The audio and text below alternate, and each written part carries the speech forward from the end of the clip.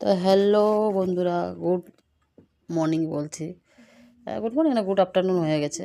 আমি গেছিলাম বাজারে, বাজার থেকে মাছ কিনে নিয়েছি। আর আগেকার যেগুলো ছিল সেগুলো রান্না করছি।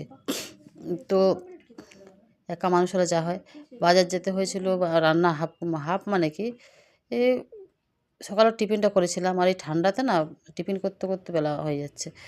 আর তোমরা কেমন আছো? নিশ্চয়ই তোমরা ভালো আছো আশা করছি। আমরাও ভালো আছি। আর এই ঠান্ডাতে মানে জড়ো হয়ে গেছে আর কি।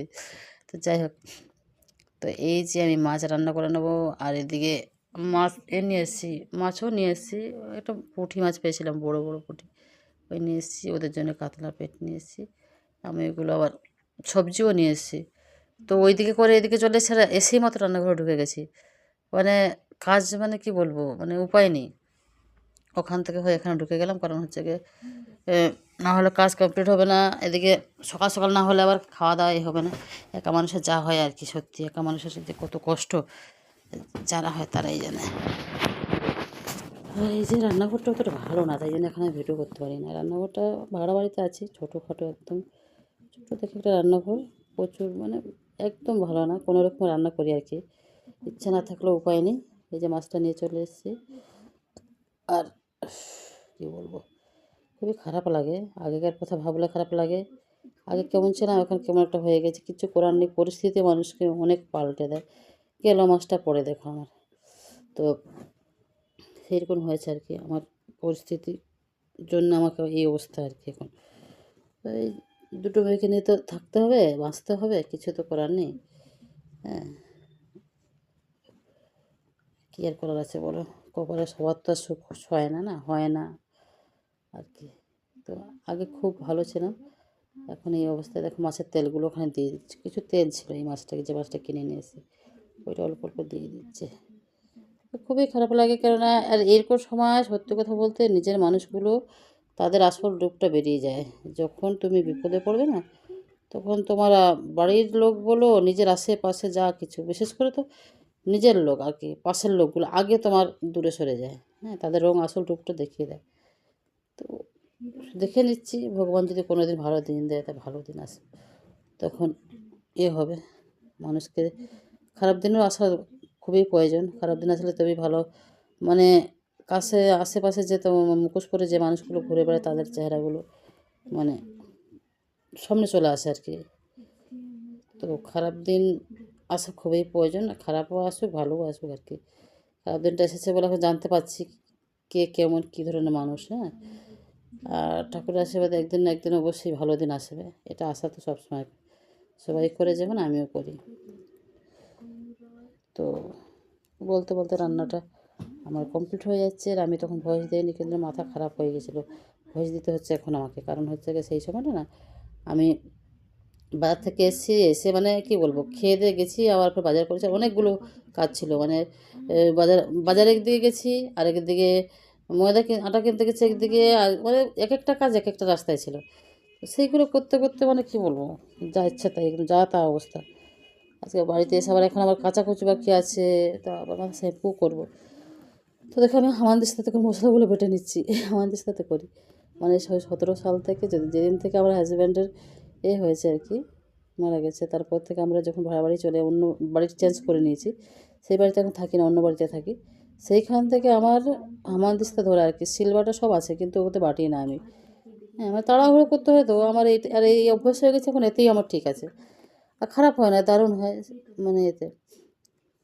তো আর কি বলবো, এইভাবেই চলছে এখন দিনকাল, খুবই খারাপ যাচ্ছে আমার। আর এই ভিডিওটা 2025-এর ভিডিও। তো সেইটা ছিল বলে আমি বলি কি না, এটা করে দিই, পোস্ট করে দিই, পড়ে আছে যেখানে। তো ওই আলু দিয়ে রান্না করছি। একটু মাথা ছিল, একটা লেজা ছিল, মাথার মানে। আর এই যে বলছিলাম, যেটা বলছিলাম যে মানুষ বিপদে পড়লে না, তোমার আর পাশের লোককে আগে তুমি দেখতে পাবে যে আগে তোমার থেকে দূরে সরে গেছে। আর তাদের রঙগুলো, তাদের মুখোশগুলো তখনই খুলে যাবে। না হলে কিন্তু যদি আমি বিপদে না পড়তাম, এই মানুষগুলোকে চিনতেই পারতাম না, একদম কাছের মানুষগুলোকে। যারা আমাদের রক্তের রিলেশান হয় না, তারাও কিন্তু এখনও সাথ দিচ্ছে। আর এখনও মানে কি বলবো, তারা নিজের নিজের না হোক নিজেদের মতো মানে পাওয়া যায়, মানে তাদের স্বাদ পাওয়া যায়, কিন্তু এই যে মানুষগুলো আমাদের নিজস্ব লোক, তাদের কোনো দিন না এরা না তোমাকে যেমনি বিপদে পড়বে আগে তো সরে যাবে, হ্যাঁ, আবার তুমি সুখের দিনে তখন আবার এর কাছে আগে কাছে চলে আসবে। তো সবসময় চেষ্টা করবে যারা দুঃখের সময় যারা তোমাকে সাথ দিয়েছিল তারাই হচ্ছে আসল হচ্ছে গিয়ে তোমার কী বলো শুভাকাঙ্ক্ষী বলো কি তোমার নিজস্ব চাই বলো। এখানে দেখো বাইরে আমি চলে এসেছি, স্নান টান হয়ে গেছে, আমি দাঁড়িয়ে আছি রান্না বান্না করে। আর এই দিকে আমার বড় মেয়ে ওই গাছটার তলায় এখানে জামা কাপড় এগুলো ধরছে, ওরগুলো আমারগুলো ওই যে রাখা আছে। তো স্নান টান হয়ে গেছে, ও এ করছে আর মেলছে দিচ্ছে, আর এখন রোদ দেয় না, সব ছাদে নিয়ে যাবে, এখন মেলে নিচ্ছে। কিছু কিছু ভিডিওটা করেছি। দেখো দেখো আমি রোদে দাঁড়িয়ে দাঁড়িয়ে চুল শুকনো করছি, কী অবস্থা হেনা করেছিলাম, কী অবস্থা চুলটা শুকনো করে নিচ্ছি, শুকনো করে নিই, একদম হেনা করে দিলাম। কেউ লাগছে রোদে, দেখো চুলগুলো কত লাল লাগছে, অত লাল হয়নি কিন্তু অতটা লাল লাগছে, ক্যামেরা এরকম লাগছে, অতটা নয় কিন্তু। করবো আর একটা মানুষ মানে যাচ্ছে, তাই অনেক বেলা হয়ে গেছে, আজকে অনেক বেলা হয়ে গেছে। এদিকে এখন স্নান করিনি, বড় মেয়েটা আমি তাঁতি করিনি। আমি এখান থেকে বাইরে এসে আর শ্যাম্পু করেছি, আর হয়তো বাজার ঘাট সব করেছি। তুই বল। বাড়া হয়ে গেছে।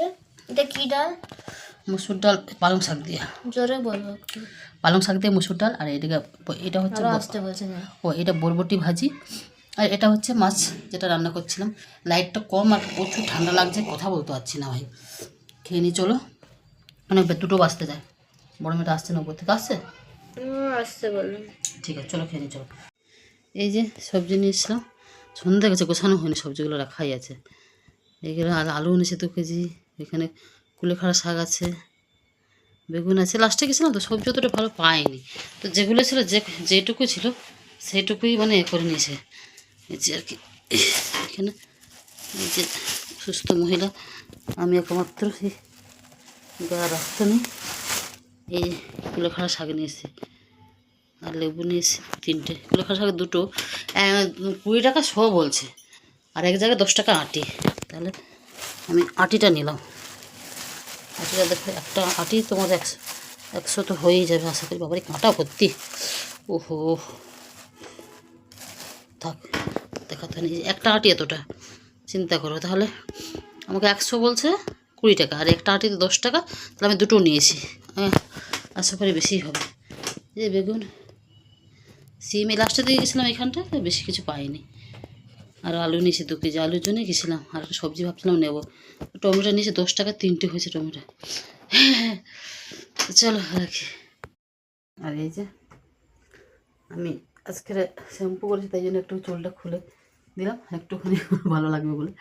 আর গেছিলাম একটু বাইরে, মানে একটু বাইরে কাজ ছিল, তো গেছিলাম। সন্ধে হয়ে গেছে, এখন বাজে 5, সাড়ে 5টা বাজতে যায়। আজকে অন্য জায়গা থেকে আমি ভিডিওটা শেষ করছি। এটা এই রুমটা প্রচুর জিনিসপত্র, মানে সেই স্টোর রুম টাইপের। তো আগে থাকা হতো, এখন থাকা হয় না, রাখাঘরটা ভালো না এমনিতে। এই মানে কি বলবো, ফাটা, সব দিকে ফাটা, শুধু সাইডে সাইডে ফাটা, তাই জন্যে এই রুমে থাকা হয় না, কখন কি হয়ে যায়। তাই যে এখান থেকে আমি আজকের ভিডিওটা শেষ করছি। তোমরা সবাই ভালো থাকো, সুস্থ থাকো, আর সাবধানে থাকো। আর আজকে তেমন কিছু বলতে অনেক কাজই ছিল। গেছিলাম বাইরে বাজার করতে মানে সবজি বাজারটা, সেটা কিছু কাজ ছিল, ওইগুলো করতে গেছি। ওখান থেকে আটা ছিল না, আটা নিয়েছি, মানে একদিকে মাছ কিনলাম একটা জায়গা থেকে, ওখান থেকে ঘুরে এসে আবার অন্য রাস্তা এক জায়গায়, মানে গম, মানে আটা কল আছে আর কি, ওখান থেকে আটা নেবো। মানে দোকানেও তো কেনা যায়, কিন্তু ওখান থেকে নিলে মনে হয় ভালো আর কি, কোয়ালিটিটা এরকম ভেবে আমি ওখান থেকে নিই। তো অন্য রাস্তা, সেটা আর অন্যদিকে, সেখানে গেলাম। সেখানে গিয়ে আটা নিলাম, মানে মাছ নিলাম এক সাইডে, আটা নিলাম আর এক সাইডে, আটা রাস্তায়। তারপর ওখান থেকে ফেরত আসার সময় সবজি আরও অন্য জায়গা থেকে নিলাম। আর ওই কুলেখাড়া শাক আর ওই লেবুটাও যেখানে মাছ এনেছি সেই বাজার থেকে নিয়েছি। মানে 3-4 জায়গায় বাজার করতে করতে বাড়ি ফিরেছি। আর তারপর আবার ফের সন্ধ্যেবেলা কাজ ছিল, তাই গেছিলাম। তাহলে এখনকার মতন বাই, তোমরা সবাই ভালো থেকে সুস্থ থাকো। আবারও বলছি, সবাই সুস্থ থাকাটা এখন মানে কি বলবো, খুবই জরুরি শীতকাল এখন। এটা বাই বাই বাই বাই। ছোট্ট থেকে ভিডিও রান্না বান্না, তারপরে এসে রান্না বান্না করলাম, এটা সেটা করলাম। যাতা অবস্থা একদম, মানে শীতকাল না, যদি বাজারে যদি যাও তো এসে তোমার রান্না বান্না সব গেল। আস্তে আস্তে তোমার 11টা 12টা বেজে যাবে, 10:30টার সময় যদি বেরোয় কিংবা 10টায়।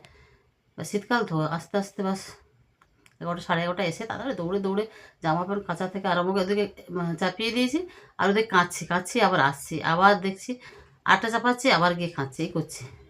তবু জামা প্যান্ট কোনোটাই শুকনো হয়নি, ভালো রোদ দেয়নি, তার কি শুকনো হবে।